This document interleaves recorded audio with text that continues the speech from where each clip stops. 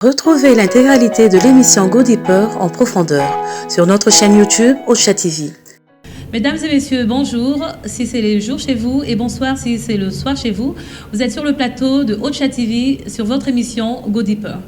Et ce soir, nous avons sur le plateau un invité spécial, un pasteur, le pasteur Marcel. Bonsoir pasteur. Bonsoir Ocha.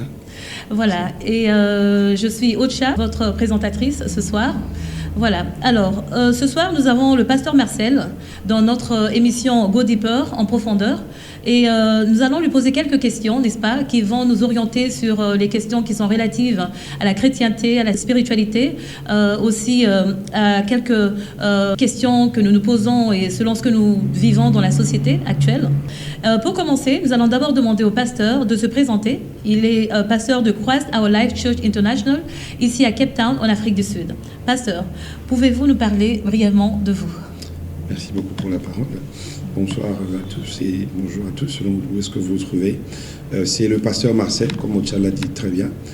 Je suis basé à Cape Town depuis pratiquement 9 ans et je suis marié, père de 2 enfants et une très jolie femme dans le nom Enola que je salue d'ailleurs en passant. Et je salue tout le monde qui nous suit en ce moment. Je suis pasteur à l'église Christ Our Church International depuis pratiquement 3 ans ici en Afrique du Sud. Voilà, merci. Merci beaucoup, pasteur. Vraiment, nous saluons aussi votre femme, maman Noéla, que le Seigneur vous bénisse, ainsi que les enfants. Alors, nous allons commencer notre émission ce soir avec la rubrique spiritualité, foi et spiritualité. Pasteur, nous avons quelques questions. Et la première question, c'est: qu'est-ce que vous pensez du chrétien qui vit seulement de la foi sans travail? D'accord, merci beaucoup pour la question. En effet, je pense que cette question est très importante, mais ça dépend d'une personne à une autre, parce que la Bible recommande que celui qui ne travaille pas ne mange pas. Seulement, ce que je peux dire par rapport à cela, ça dépend aussi de ce que nous appelons la foi. Parce qu'on peut voir dans les Écritures, les apôtres disent qu'il n'est pas bon pour eux d'arrêter de faire ce qu'ils font afin de servir les tables. Ils doivent trouver des personnes, cette personne avec une bonne réputation, remplie de sagesse et d'esprit, afin qu'ils puissent eux passer tout leur temps à l'enseignement et à la prière. Donc vous comprenez que dans un sens, les apôtres se détendent de nous dire que eux ne vont pas travailler.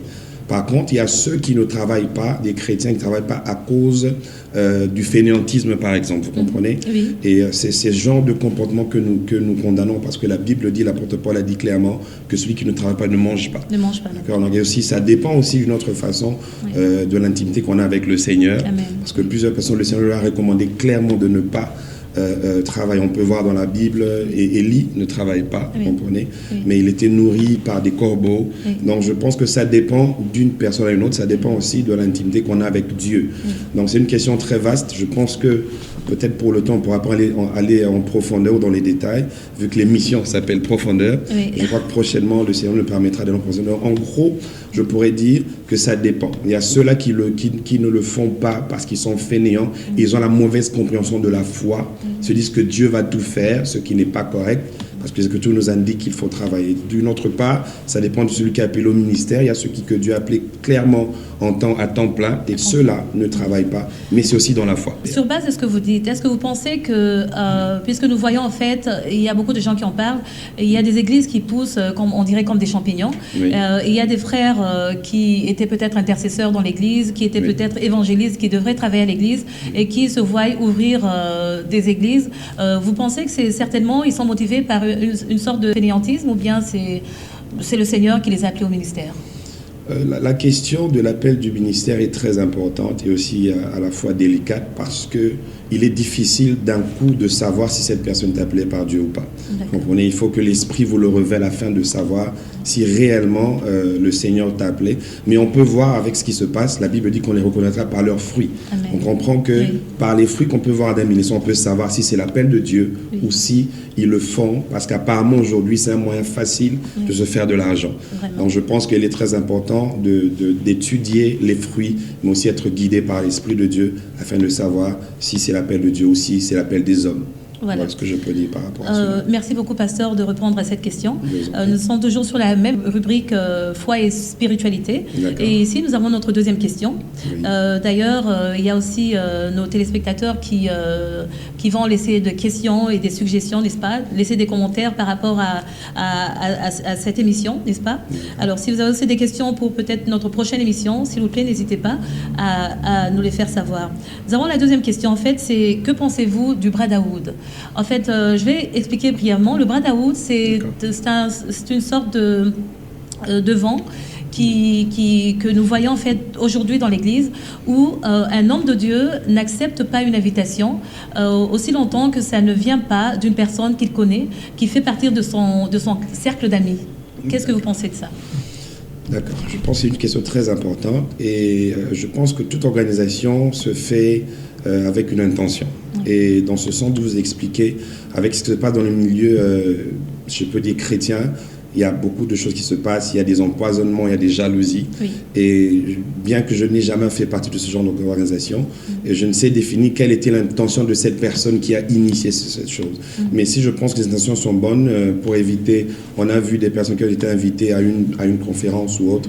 Je parle clairement de mon grand frère qui est aussi pasteur, qui a été empoisonné ici en Afrique du Sud. Donc il a été invité par une personne et après il est empoisonné. Donc je pense qu'au départ l'idée est très bonne, c'est pour éviter les dégâts, éviter des divisions inutiles, éviter la mort, parce que les Écritures nous recommandent d'être prudents comme des serpents. Tout à fait. Je pense que sur un point de prudence, c'est une bonne chose, mais après, il y a une question, cela peut empêcher l'œuvre de l'Esprit du Seigneur, parce que l'Esprit de Dieu peut t'inviter quelque part pour faire un travail certain, mais parce que tu as cette idée de bras où tu te dis, non, je ne connais pas la personne, je ne peux pas faire l'œuvre de Dieu, pendant qu'il y a des âmes, de l'autre côté, qui ont besoin de vous. Donc c'est ce que je peux dire par rapport au brotherhood. Merci bien, pasteur, de répondre aussi à cette question. Et je suis vraiment désolée d'apprendre pour votre grand frère. Mais nous bénissons le Seigneur qui a fait grâce et qui le protège encore. Exactement. Alors, ici, nous sommes toujours sur la même rubrique et c'est la dernière question. Alors, la question, c'est que pensez-vous de la notion de père spirituel? Est-ce biblique? Alors, je pense que la notion ou la pensée est très biblique. Mais ce que je peux comprendre par rapport à ce que nous entendons, certaines personnes n'aiment pas le terme père spirituel parce qu'ils disent qu'il n'y a qu'un seul Dieu qui est le père de nos esprits. En fait, pour éviter peut-être de choquer ceux qui ont un esprit fragile, on parle de père dans la foi. En effet, ces deux termes sont pratiquement les mêmes. Toutefois, c'est une notion biblique. On voit l'apôtre Paul qui appelle Timothée, Philémon et autres pères, dont je suis devenu père. Il y a plusieurs versions. Comprenez qui disent que Paul dit je suis devenu père spirituel de tel enfant de Dieu, de tel Timothée. Donc c'est une notion biblique et c'est quelque chose qu'il faut soutenir parce qu'aujourd'hui plusieurs veulent vivre tel qu'ils veulent. Ils veulent vivre sans avoir une autorité au-dessus d'eux, ce qui est contraire aux Écritures parce que depuis le commencement, Dieu est un Dieu des familles. S'il y a une famille biologique, il faut aussi avoir une famille spirituelle et dans laquelle il y a un père que Dieu utilise pour canaliser. Je dois aussi signaler que c'est une notion très très difficile à saisir parce que le fait que des gens soient dans votre assemblée ne signifie pas que vous êtes leur père. Donc, vous comprenez. Donc c'est une question très importante. Comme je le disais, peut-être plus prochainement, nous aurons le temps de pouvoir aller en profondeur. Je suis sûre qu'il y en a plus d'un qui sont édifiés, n'est-ce pas, par vos réponses. Et surtout, n'hésitez pas encore à laisser vos commentaires, n'est-ce pas? Alors, et je sais qu'ils nous suivent de partout en ce moment. Et nous saluons d'ailleurs. Et j'aimerais aussi en profiter pour saluer ma sœur Christine Mouchalamé au Canada et Huguette Bakotaka en Suède. Que le Seigneur vous bénisse. Alors, ici, nous allons maintenant dans la rubrique Société. Voilà. Nous avons dit que sur cette émission, nous n'allons pas seulement nous focaliser sur le spirituel, mais aussi côté, ce que je dirais peut-être physique, parce que nous vivons quand même sur une terre, avec des voisins, avec la famille. Vous êtes mariés vous-même, et donc vous avez des enfants, voilà, et nous faisons déjà une société. Alors, pasteur, pour la première question, nous allons demander, que pensez-vous du divorce au sein d'un couple chrétien ? Merci pour la question très pertinente. En effet, personnellement, c'est d'ailleurs les pensées des Écritures, la pensée des Écritures, le divorce, si le Seigneur qui nous a créés est le divorce, ce qui veut dire que nous aussi, nous ne l'aimons pas. Toutefois, je pense qu'il y a plusieurs raisons qui poussent les chrétiens à divorcer. D'abord, je dois préciser que ce n'est pas toute personne qui est mariée qui a été unie par Dieu. Parce que la Bible dit que personne ne sait pas ce que Dieu a uni. Oui. Ce n'est pas tout ce qu'on voit aujourd'hui qui signifie que Dieu a uni. Brèvement, le divorce n'est pas encouragé et c'est une chose pour laquelle nous luttons aussi dans nos assemblées, enseigner le peuple de Dieu, préparer tous les jeunes, parce qu'on voit plus de divorces au sein des jeunes qui se marient aujourd'hui après 6 mois et divorcent, qui est vraiment choquant. Toutefois, le divorce est contre les Écritures et les Écritures sont contre le divorce, donc nous ne pouvons pas encourager cela dans le but de faire la volonté de Dieu. Amen. Voilà. Amen. Ça, c'est vraiment clair, n'est-ce pas? Voilà. Et si vous avez besoin de beaucoup plus d'éclaircissement sur cette question, n'hésitez pas à laisser vos commentaires. Alors, nous allons dans notre deuxième question. La deuxième question est celle-ci. Pouvez-vous nous citer 3 facteurs qui, selon vous, seraient à la base de la défaillance de l'éducation des jeunes aujourd'hui? Merci beaucoup pour la question, Cha. En effet, quand je réfléchis à cette question, je pense que le premier facteur de défaillance de l'éducation des jeunes, c'est la famille. Je pense qu'on vit dans un pays où on voit ce qui se passe. Ici, en Afrique du Sud, on voit que la plupart des enfants sont dans la rue. On voit que la plupart des enfants ne respectent pas leurs parents à cause de l'irresponsabilité. Je pense que le premier facteur, c'est le manque de responsabilité des parents au sein des familles qui laissent un peu une liberté exagérée à leurs enfants. Et je pense que c'est le premier facteur, que ce soit ici ou partout au monde. La famille, c'est la cellule de base pour éduquer les enfants. D'ailleurs, on dit que c'est à la maison qu'on est éduqué, mais c'est à l'école qu'on est instruit. Donc si déjà à la maison, la famille, on échoue l'éducation, cela aura nécessairement un impact sur leur éducation. Tout à fait. Donc deuxièmement, je pense que le deuxième facteur, c'est aussi, je parle de l'Église. Je parle de l'Église parce qu'aujourd'hui, on voit que l'Église n'est pas trop, si je peux dire, impliquée dans la communauté, dans la société. Donc on est plus entre nos murs et on laisse au monde d'enseigner nos jeunes. Et on peut même voir que dans la plupart des assemblées, il n'y a pas de jeunesse. On est là, on vient, on prêche et puis c'est fini. Mais il faut que l'Église, pour moi, c'est aussi l'un des facteurs qui fait qu'il y a une multiplication, une augmentation de défaillance, une perte des jeunes. Donc c'est le deuxième facteur. Et le troisième, je pense que c'est aussi... Excusez-moi, pasteur, avant d'aller au troisième facteur, ici vous dites que l'Église aussi joue un rôle très important. Pourtant, nous voyons dans la plupart des églises, il y a des activités des jeunes. Par exemple, il y a des conférences des jeunes. Et comment vous pensez que ça n'aide pas vraiment l'Église à jouer son rôle dans la jeunesse? D'accord. Quand je parle de l'Église, comme j'ai dit, nous ne sommes pas très impliqués dans la société. Je vais vous donner un exemple. Nous avons une assemblée. On a des jeunes dans l'Église. Ce sont des jeunes qui connaissent déjà le Seigneur. D'accord. Mais qu'en est-il de ceux-là qui ne connaissent pas le Seigneur, qui vivent dans cet environnement? Je pense qu'il y a une urgence de même à voir l'Église en train de coopérer avec des écoles, des universités, afin d'avoir plus d'échanges et de voir comment canaliser. Parce que je parle de l'Église parce que l'Église a plus de pouvoir au travers de la prière avec le Saint-Esprit. Il y a possibilité de changer la situation. Donc il faut plus d'implication. Vraiment. Voilà. Et le troisième facteur dont je parlais, je pense que c'est aussi le gouvernement ou nos écoles, parce qu'on voit plusieurs choses se passer à l'école. Il y a un manque de sérieux, il y a un manque de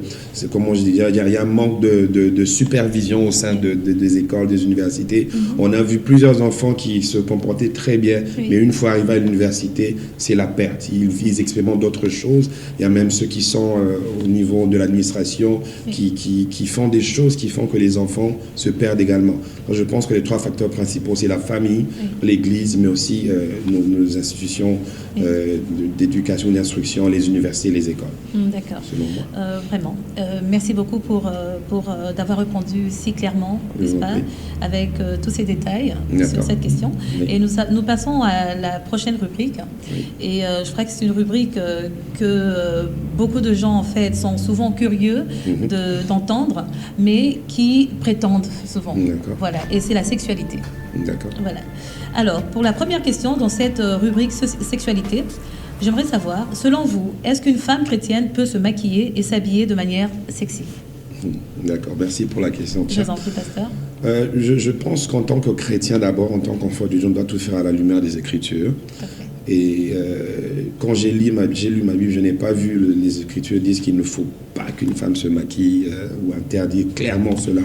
L'apôtre Paul parle des habits somptueux, c'est une façon, il ne disait même pas que les femmes ne doivent pas avoir des vêtements somptueux, mais il était en train d'insister plus sur l'état de leur cœur, leur comportement qui était plus important. Voilà. Donc, personnellement, ce n'est pas un avis général, c'est un avis personnel. Oui. Je ne pense pas que c'est un problème qu'une femme puisse se maquiller.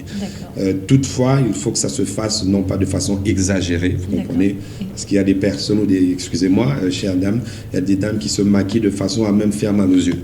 Donc, vous comprenez qu'on peut le faire de façon simple pour ne pas choquer les autres. Non, c'est ce que moi je pense. Oui. Ça, c'est du côté du maquillage. Oui. Mais en ce qui concerne les vêtements sexy, ça dépend de la définition de sexy.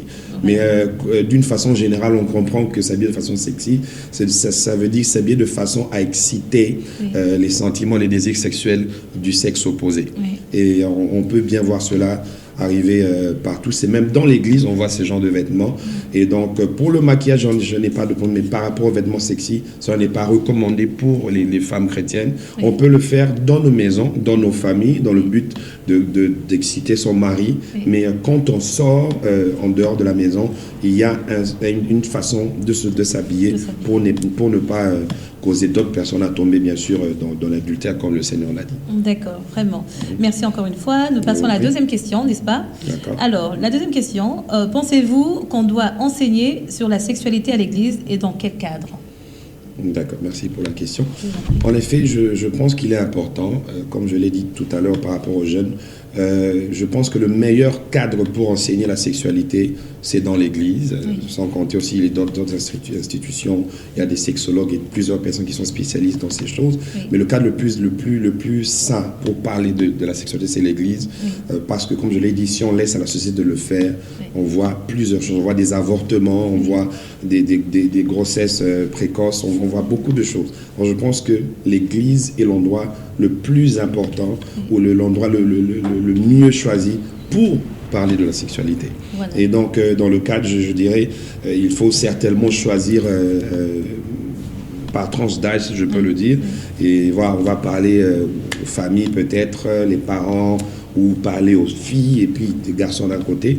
Donc, je pense que c'est dans ce sens-là qu'il faut parler de la sexualité. C'est très important. Voilà. Oui. Et la troisième question dans la même rubrique, et c'est la dernière pour cette rubrique. Pourquoi le sexe semble être une question taboue dans l'Église? Nous voyons que très souvent, il y a des thèmes sur la puissance, il y a des thèmes sur la bénédiction, la prospérité, l'onction. Oui. Mais c'est très rarement où nous voyons des thèmes qui vont peut-être parler de la sexualité. Et s'il y a ce genre de thème, je suis sûre que ça fera certainement l'objet du buzz, si je peux dire dans ce sens. Et certainement que ça va, vous voyez, avec le monde aujourd'hui, nous voyons Facebook en train de partager toutes les nouvelles. Ce sera certainement l'objet de moqueries. En effet, premièrement, la Bible dit que nous ne devons pas nous conformer au siècle présent. Ce qui veut dire, tout ce qu'on peut faire, on doit le faire à la lumière des Écritures. Oui. Donc, déjà, si l'Église n'en parle pas, je pense que c'est un problème d'éducation de base. Donc, ça dépend de là où vous avez grandi. Oui. Vous avez grandi dans quel environnement. Oui. Parce que si si je peux donner un exemple, un pasteur qui a grandi avec des parents qui n'ont parlé jamais, là, quand dans un environnement on ne parlait pas de ces choses, je ne vois pas comment ce pasteur peut venir commencer à en parler. Vous comprenez? Donc, c'est déjà un problème d'éducation de base, un problème de là où on a grandi. Est-ce qu'on a eu des parents qui ont abordé le sujet?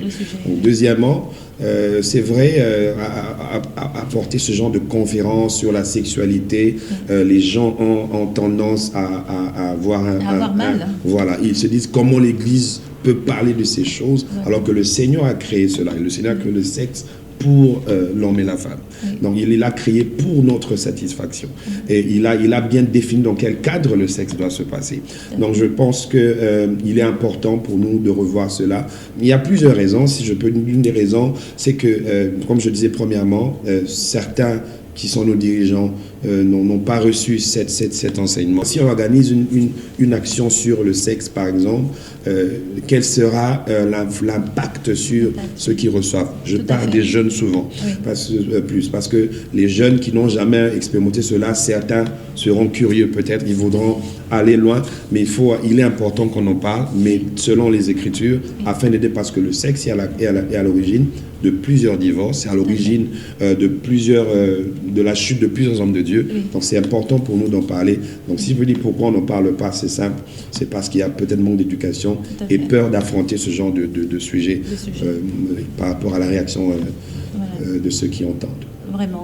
Vraiment, c'était très clair. Je remercie encore Pasteur. Merci, et voilà, n'hésitez pas à laisser plus de questions, n'est-ce pas? Si vous avez plus de questions concernant la sexualité, que ce soit à l'église, dans la famille ou dans la société, je vous en prie, laissez vos questions et vos suggestions sur notre page Facebook ou encore sur notre chaîne YouTube Ocha TV. Voilà, que le Seigneur vous bénisse. Pasteur, nous allons dans la rubrique questions ouvertes. Questions ouvertes. Est-ce qu'un chrétien peut épouser un non-chrétien? Ça, c'est la première question. D'accord. C'est une très bonne question. Merci, Ocha.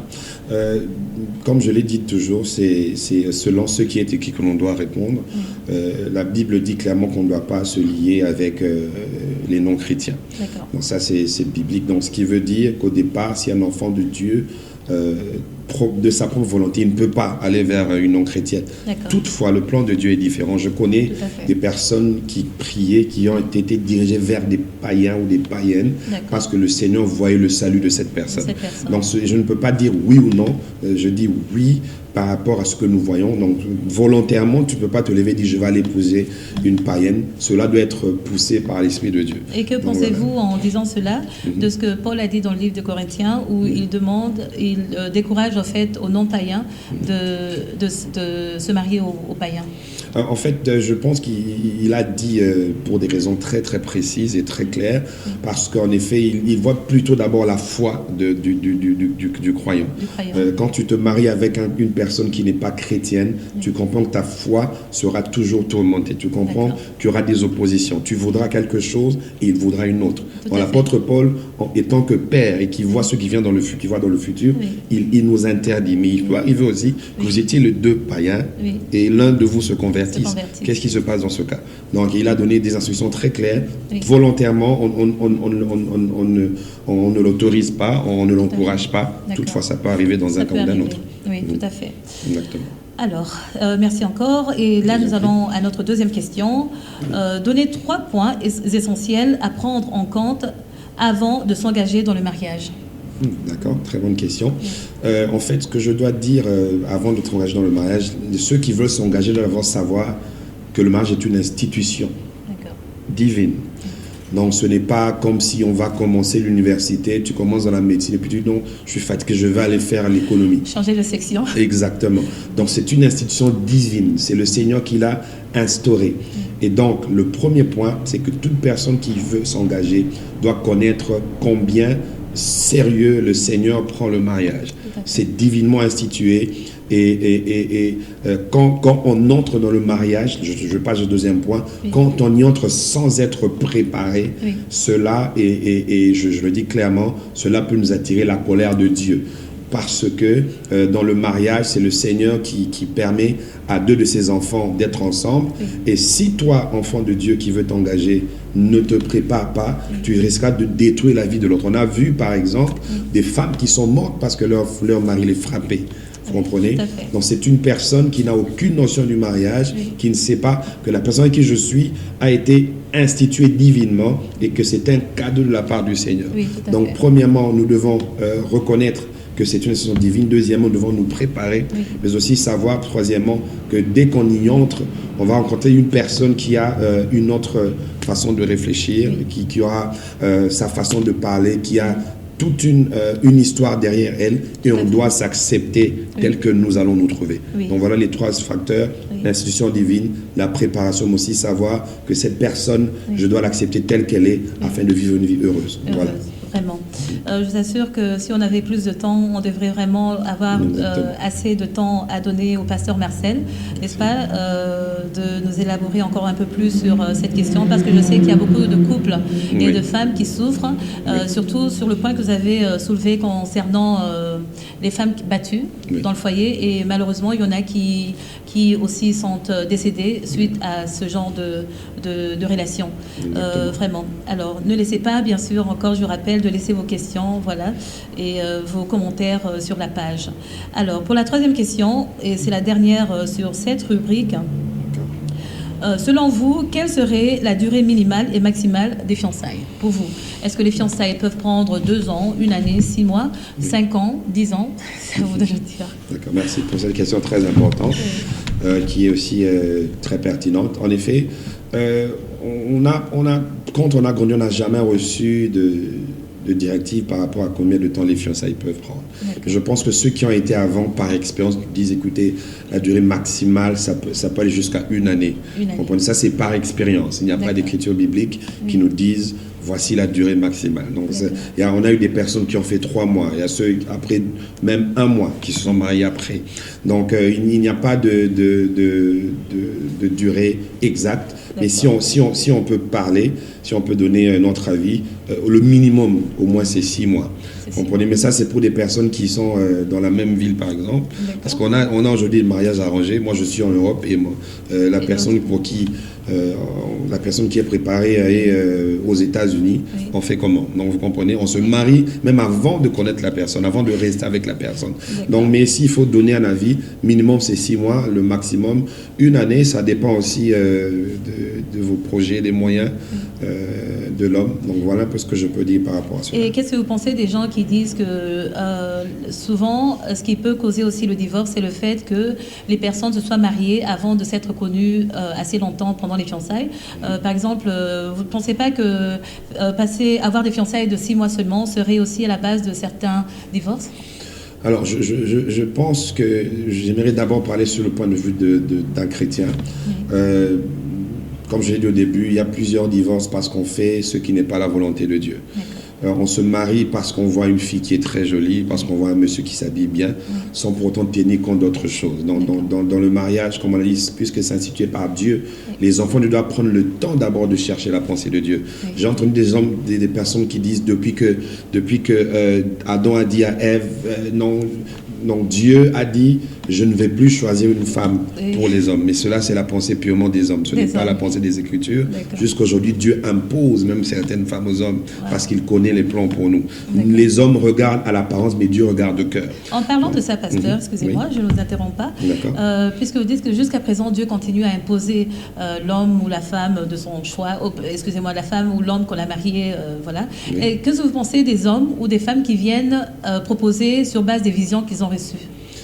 Est-ce que ça viendrait de Dieu? Vous savez, j'ai connu des personnes qui disent avoir eu des visions. Dieu leur a parlé, ils ont eu des visions, mais à la fin, ils ne sont jamais mariés. Et l'homme et la femme ont eu des visions similaires. Vous comprenez? Voilà pourquoi on a besoin de l'esprit de discernement dans l'Église aussi pour pouvoir aider plusieurs personnes. Donc les visions ne sont jamais le signe que Dieu a parlé, parce que les visions peuvent être conséquences de vos propres pensées, de vos désirs. Et le diable vient aussi par ses moyens, tout comme vos propres pensées peuvent apporter des visions qui vont dans la direction de la personne qui doit vous épouser. D'accord. Et comment reconnaître que c'est la voix de Dieu? Puisque qu'est-ce que vous entendez en disant que Dieu vous impose une femme ou un homme? Je vais donner un exemple. Vous savez, l'homme ne connaît pas son avenir. Et c'est juste pour un peu, si je peux dire, un peu faire rire au peuple. Les gens ont toujours dit dans les couples, vous verrez que maman est très dure, papa est doux. Si papa est très dur, maman est douce. Donc, vous savez, Dieu sait... Balance, exactement. Dieu sait comment mettre ensemble. Comprenez? Et c'est surtout, Dieu est plus strict par rapport à ses serviteurs, ceux qui sont appelés au ministère de la parole. Dieu est très strict. Il sait que le genre de ministère que cette personne a, il lui faut ce genre de femme. Je dois vous signaler qu'il y a des ministères qui ont été détruits à cause des conjoints ou des conjointes. Donc, et le Seigneur sait exactement qui il doit placer à côté de l'autre côté de l'autre. parce qu'il voit le futur. Oui. Il connaît ce qui peut arriver si je place telle personne à l'autre. Oui. Donc, mais par rapport au discernement à la voix de Dieu, cela dépend de l'intimité d'une personne à une autre. Chacun a sa dimension avec Dieu, Tout à fait. mais le plus important, c'est d'abord mettre tout entre les mains du Seigneur. Vraiment. Dans la prière, mais aussi chercher la vie de ceux qui ont été là avant nous pour éviter de commettre de grosses erreurs. Faute de temps, nous sommes obligés vraiment d'arrêter ici, sinon il y avait plus de questions qui viendraient. Et s'il vous plaît, n'oubliez pas encore de laisser vos commentaires, vos questions, n'est-ce pas, sur la page Ocha, sur notre chaîne YouTube ou encore sur la page de Facebook. Voilà. Alors, là, nous allons dans notre toute dernière rubrique, Homme de Dieu, vous devez vous préparer. D'accord. Vous allez juste répondre par oui ou par non. Voilà. Alors, vous avez juste 3 secondes pour répondre. Et ici, nous avons 3 questions pour cette rubrique. La première, savez-vous cuisiner? Oui. Voilà. Nous rappelons que notre pasteur, le pasteur Marcel, est marié, donc sa femme est bénie, n'est-ce pas? Et d'avoir un mari qui cuisine. Alors, nous passons à la deuxième question. Savez-vous changer les couches d'un bébé? Je le fais très souvent. Voilà, très souvent. Très bien. Et la troisième question, la dernière. Avez-vous déjà jeûné 40 jours et 40 nuits sans manger ni boire? Non. Non, voilà. Alors, ça, c'était la rubrique curiosité. Nous vous remercions encore une fois, Pasteur Marcel, d'avoir vraiment répondu à notre invitation et pour le temps, n'est-ce pas, que vous avez donné à Go Deeper en profondeur. Merci. Voilà. Et j'espère encore que ce n'est pas la dernière fois que nous allons être avec vous sur ce plateau de Ocha TV. Et d'ailleurs, nous donnons aussi l'opportunité à nos téléspectateurs qui ont été édifiés par rapport à cette émission de laisser leurs commentaires, des questions, pour que la prochaine fois que nous aurons un homme de Dieu, si pas le pasteur Marcel sur ce plateau, que nous puissions répondre à vos questions. Entre-temps, je vous dis à très bientôt et que le Seigneur vous bénisse. Au revoir. Au revoir. Merci. Retrouvez l'intégralité de l'émission Go Deeper en profondeur sur notre chaîne YouTube Ocha TV.